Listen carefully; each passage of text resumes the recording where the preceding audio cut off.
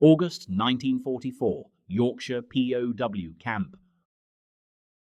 The transport truck lurched to a stop outside Camp 174 in the Yorkshire countryside. Inside, 30 German prisoners sat in tense silence, each man preparing for what propaganda had promised: starvation, torture, brutal labour until death. Gefreiter Hans Müller gripped his knees, thinking of the stories Wehrmacht officers had told them during training. British camps were death sentences, they'd said. Prisoners would be worked to death or simply shot. The truck doors opened. Instead of rifle butts and screaming guards, a British sergeant stood calmly, clipboard in hand. "Right then, out you come. Mind the step. Don't want anyone twisting an ankle before we've even got you registered." Hans exchanged confused glances with the man beside him. The sergeant's tone was administrative, bored even, not hateful. They filed out into afternoon sunlight. The camp spread before them, rows of wooden huts, a canteen building, a recreation area with what appeared to be a football pitch. Barbed wire marked the perimeter, guard towers stood at intervals, but the atmosphere was nothing like Hans had expected. No dogs, no screaming, no visible violence. "Welcome to Camp 174, the sergeant continued in accented but clear German. "You'll be assigned to huts, given bedding and basic supplies. Dinner is at 6, breakfast at 7, work assignments begin tomorrow. Any questions?" A prisoner near the back called out in broken English. "When we die?" The sergeant looked genuinely confused. "Die? Why would you die? You're prisoners of war, not condemned men. Follow the rules, do your work, and you'll be treated fairly. We're not barbarians." Hans felt the first crack in his certainty that he wouldn't survive British captivity. The reality of British POW treatment. By August 1944, Britain held over 200,000 German prisoners, with numbers growing daily as the Wehrmacht collapsed across Europe. The challenge of housing, feeding, and managing this population required systematic policies that balanced security with international law and practical necessity. The British approach was deliberate and calculated. German prisoners would receive treatment consistent with Geneva Convention requirements: adequate food, housing, medical care, and humane working conditions. Guards were instructed to be firm but fair, enforce rules without cruelty, and maintain discipline through consistency rather than fear. The camps themselves varied in quality, but most provided basic comforts that shocked prisoners expecting death camps: wooden huts with heating, beds with mattresses rather than bare floors, washing facilities with hot water, medical clinics staffed by German prisoner doctors supervised by British personnel. The food was institutional but adequate, calories sufficient for health if not abundance. Prisoners received small wages for their labour, credited to accounts they could use at camp canteens to purchase cigarettes, toiletries, and small luxuries. They could send and receive mail under censorship, receive Red Cross parcels, participate in recreational activities. The camps had libraries, musical instruments, sports equipment, even materials for hobbies and education. What shocked German prisoners most wasn't the absence of deliberate cruelty, but the presence of systematic fairness. British guards enforced rules but didn't manufacture excuses for punishment. Work assignments were real labour, but within reasonable limits. Discipline was maintained through clear expectations rather than random violence. The system treated prisoners as men who'd been defeated, not as subhumans deserving extermination. Hans Müller's experience. Hans spent his first week at Camp 174 waiting for the facade to crack, expecting cruelty to emerge once the initial processing ended. Instead, routine established itself with surprising normalcy. Mornings began with roll call at 7, followed by breakfast in the canteen, porridge, bread, tea, sometimes eggs or bacon when supplies permitted. The food was plain but sufficient, served in clean mess halls by prisoner work details supervised by British staff. After breakfast, work parties formed according to assignments. Hans was assigned to agricultural work at nearby farms. Each morning, a truck transported his work party to assigned locations where they performed genuine farm labor, harvesting crops, repairing fences, maintaining equipment, tending livestock. British farmers supervised the work, demonstrating tasks and expecting competent execution. The farmers weren't friendly exactly, but they weren't cruel either. They treated the prisoners as workers who needed instruction and supervision, not as enemies deserving punishment. During breaks, farmers would sometimes share tea, discuss the work, even make jokes that the prisoners gradually understood as their English improved. What struck Hans most was the absence of gratuitous hardship. The work was demanding, but not deliberately excessive. Guards accompanying work parties were watchful, but not abusive. When prisoners made mistakes, they received correction rather than punishment.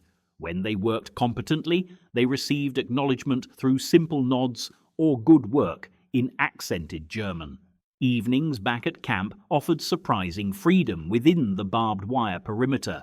Prisoners could walk the grounds, play football, participate in organized activities. The camp library held thousands of books in German, donated by British organizations or purchased with prisoner welfare funds. Musical instruments were available for those who could play. Some prisoners organized classes, teaching English, mathematics, or trades to fellow captives. Hans joined English lessons taught by a former teacher from Hamburg. The classes met 3 evenings weekly in a camp recreation hut, using textbooks provided by the British administration. The instructor emphasized that learning English would be valuable after the war, assuming repatriation and reconstruction would require communication skills. The assumption implicit in that statement that prisoners would survive to have post-war lives challenged everything Nazi propaganda had taught. The birthday party. 3 months into captivity, something happened that Hans would remember for the rest of his life. It was October 1944, and a young prisoner named Peter Hoffmann turned 18. Peter had been conscripted at 17, captured within weeks of reaching the front, and spent his 18th birthday as British prisoner. Several prisoners decided to mark the occasion with improvised celebration. They saved portions from their rations, pooled their canteen purchases, and created modest birthday gathering in their hut after evening roll call. Someone had saved chocolate from a Red Cross parcel, another had hoarded biscuits, a third contributed cigarettes for sharing. The celebration was quiet. Men sitting on bunks, singing German folk songs in hushed voices and sharing the meager treats. It was a moment of humanity in circumstances that shouldn't have permitted such things. And then a British guard entered during evening inspection. The prisoners fell silent, expecting punishment for unauthorized gathering or confiscation of the food. The guard looked at the scene, noticed the small pile of treats, saw Peter sitting awkwardly in the center of attention. "What's all this then?" the guard asked in English. Hans, whose English had improved enough for basic communication, explained haltingly, "It is birthday. Peter, he is 18 years today. We make small celebration." The guard considered this for a long moment. Then he nodded and left without further comment. The prisoners relaxed, assuming they'd escaped punishment through good fortune.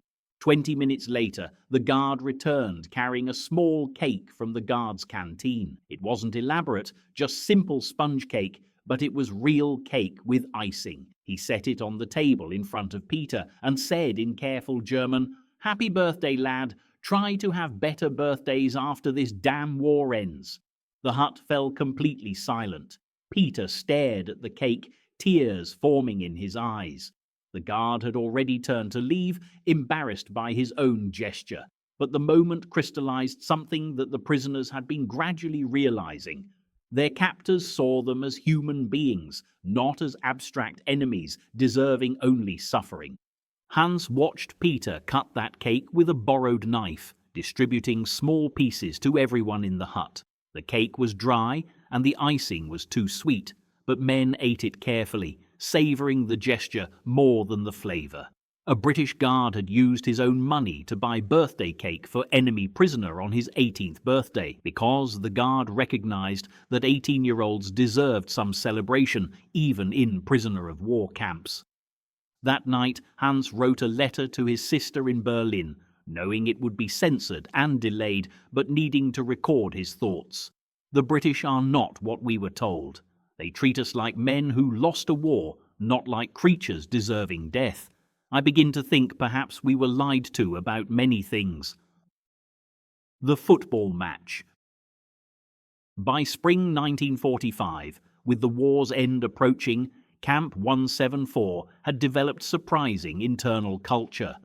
Prisoners organised elaborate recreational activities with British approval and sometimes participation.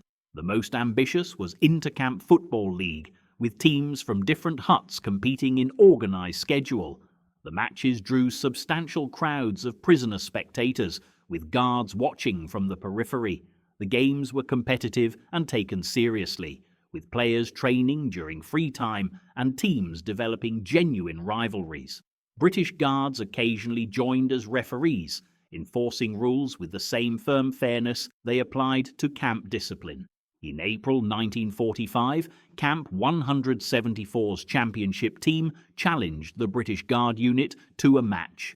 The challenge was audacious, prisoners asking their captors to compete in athletic contest as though they were equals rather than enemies. The Guards accepted. The match occurred on a Saturday afternoon, with nearly the entire camp population attending as spectators.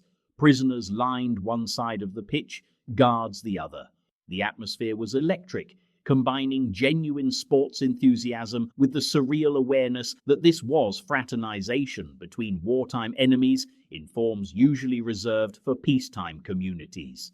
The game was competitive and surprisingly friendly. Players from both sides executed skilled plays, competed for the ball, celebrated goals with enthusiasm. When a German prisoner collided with a British guard during a particularly aggressive play, both men got up laughing and shook hands before continuing.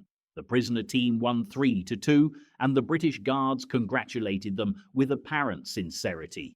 After the match, British camp commander addressed the assembled crowd in German. "Well played both sides. That's the kind of competition we can all respect. War won't last forever, but good sportsmanship is always worth maintaining." Hans sat in the crowd, watching enemy soldiers and German prisoners shake hands and discuss the match like any football competitors might. The scene should have been impossible. These were men whose nations were locked in total war, whose armies were killing each other across Europe. Yet here they were playing football together, treating each other with respect and even friendliness. The experience reinforced realization that had been building for months. The British weren't monsters, despite years of propaganda claiming otherwise. They were men doing jobs they'd been assigned, following orders to treat prisoners humanely, and sometimes going beyond minimum requirements to extend small kindnesses that acknowledged shared humanity beneath national identities. VE Day in camp. When Germany surrendered on May 8, 1945, the news reached Camp 174 through BBC broadcasts. The prisoners gathered in recreation huts, listening to announcements that the war in Europe had ended. The reaction was complex, combining relief that the killing had stopped with grief for destroyed homeland and uncertainty about what surrender meant for Germany's future. The British Guards' reaction was celebration tempered by awareness of their audience. They marked victory with extra rations and relaxed duties, but avoided overt triumphalism that would humiliate prisoners. The camp commander addressed the prisoners that evening with surprising sensitivity. "The war is over.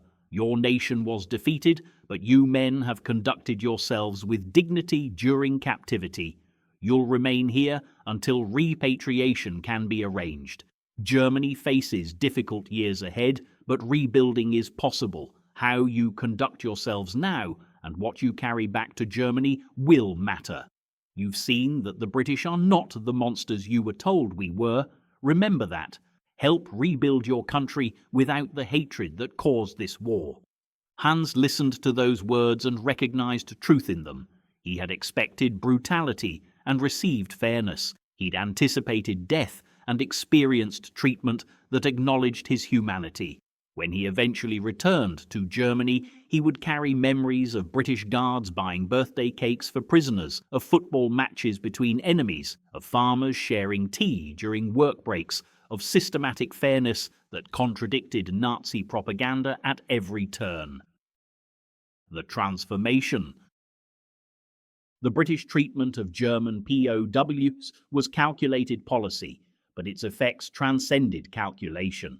By treating prisoners humanely, Britain achieved several goals: compliance with international law, efficient labour force for agriculture and reconstruction, and perhaps most importantly, creation of several 100,000 Germans who would return home with direct experience contradicting Nazi ideology about British character. Hans Müller returned to Germany in March 1946, transported through repatriation system that had been slowly processing prisoners since the war's end. He arrived in Hamburg to find city destroyed by bombing, population struggling with starvation and homelessness, society shattered by defeat and confronting horrors of Nazi crimes. But Hans carried something unexpected from British captivity, evidence that civilization could survive total war, that enemies could treat each other decently, that propaganda lies could be contradicted by lived experience. When neighbors spoke bitterly about Allied treatment, Hans would describe British camps with accuracy that complicated simple narratives of victimhood. He kept the photographs he'd been allowed to take at Camp 174, prisoners playing football, work parties at farms, his hutmates standing outside their barracks. The images showed men who'd been treated fairly, who'd survived captivity with health intact, who'd been given opportunities for recreation and education and small dignities that acknowledged their humanity. Years later, when historians analysed British POW policies, they would document the strategic thinking and systematic implementation. But the real measure of success was simpler and more profound. It was in men like Hans Müller, who returned to Germany without hatred, who carried memories of enemies treating them like human beings, who helped rebuild their country without the poisonous ideology that had led to its destruction. The wooden table again. 50 years after the war, in 1995, Hans Müller returned to England for the first time since repatriation. He was 73 years old, a retired schoolteacher from Hamburg who'd spent decades educating German students about the war while emphasizing the importance of European reconciliation. He visited Yorkshire, found the location where Camp 174 had stood. The camp was gone, replaced by modern housing development, but the landscape was recognizable. He stood where the football pitch had been, where he'd watched Germans and British play together in spring 1945, and remembered transformations that occurred on that field. A local historical society had organised his visit, interested in preserving memory of the POW camps that had dotted Yorkshire during and after the war. They arranged meeting with a veteran who'd served as guard at Camp 174. The man's name was Robert Mitchell, now also in his 70s, who'd supervised work parties and refereed football matches. They met at a pub in the village nearest to where the camp had been. The meeting was awkward initially, old enemies sitting across table from each other decades after the conflict that had defined their youths. But conversation gradually became easier as they discussed shared memories of the camp, the work parties, the football matches, the strange experience of enmity giving way to something approaching mutual respect. "I remember you," Robert said suddenly, studying Hans's face. "You were on the work party that went to Thompson's farm. Good worker, picked up English quickly, always asked questions about everything." Hans nodded, surprised by the recognition. "I remember you also. You were the guard who brought cake for Peter's birthday." Robert looked embarrassed, even 50 years later. Seemed like the right thing to do. He was just a kid, and it was his birthday. Didn't seem right to let that pass without marking it somehow. They talked for hours that afternoon, comparing memories and filling gaps in each other's understanding of those years.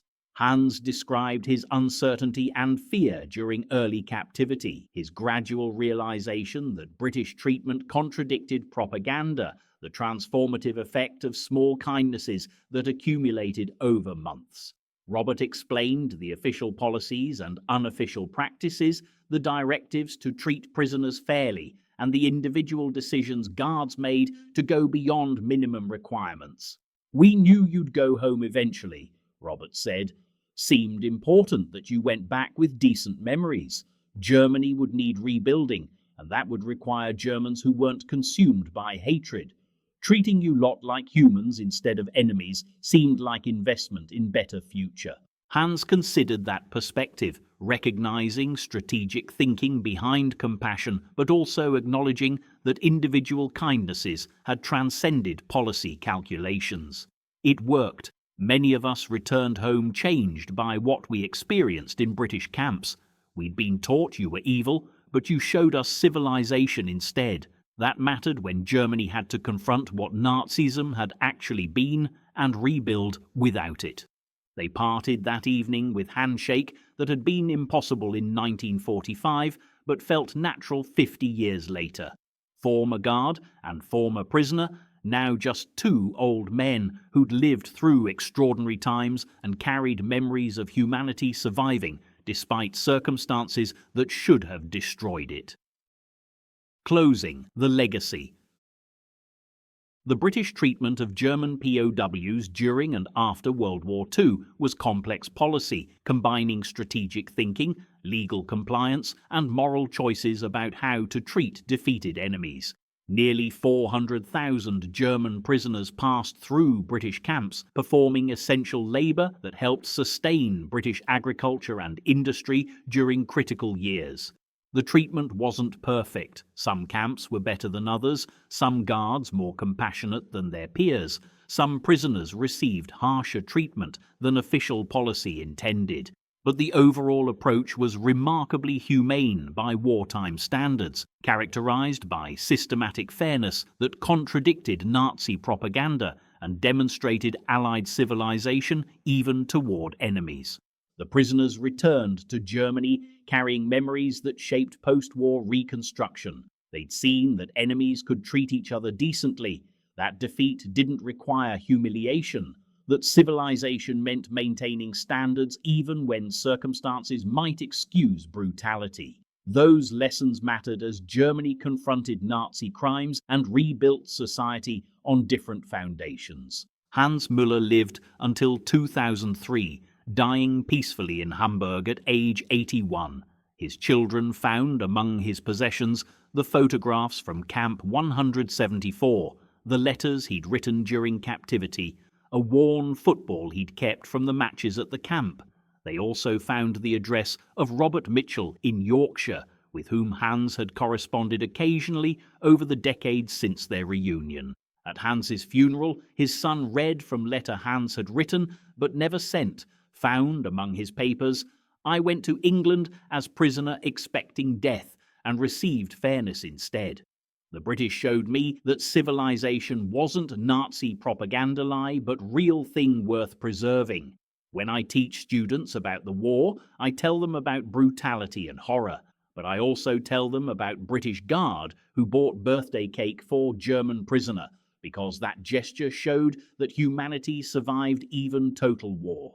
That's the lesson worth remembering." The wooden tables where German prisoners ate in British camps are gone now, replaced or destroyed or repurposed beyond recognition, but the memory of what occurred at those tables endures. Enemies learning they could treat each other decently, civilization asserting itself despite war's attempt to destroy it, small kindnesses that accumulated into transformation more profound than any military victory could achieve.